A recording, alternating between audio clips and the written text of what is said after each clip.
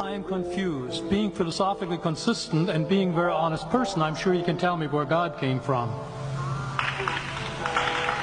And in addition, once you've told me where God comes from, please try to clarify how you can figure that a spiritual force can have an impact on a material universe to create it. I think that some years ago we already talked about that kind of thing in philosophical circles at any rate, by posing the question, if angels are made of spiritual matter and a pen is made of material matter and spiritual matter displaces no space, how many angels can dance on the tip of a pen? I have a sense of sort of reversal experience here, but please do, go ahead. You've got 5 minutes.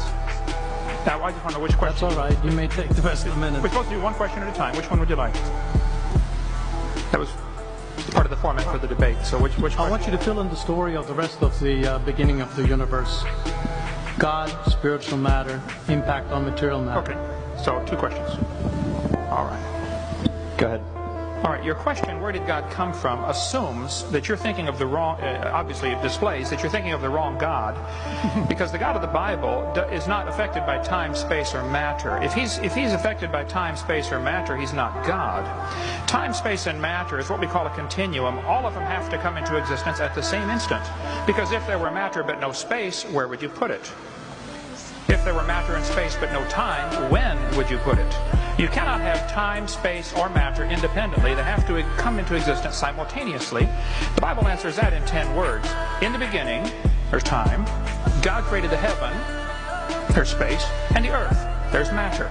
So you have time, space, matter created, a trinity of trinities there. Just, time is past, present, future. Space has length, width, height. Matter has solid, liquid, gas. You have a trinity of trinities created instantaneously. And the God who created them has to be outside of them.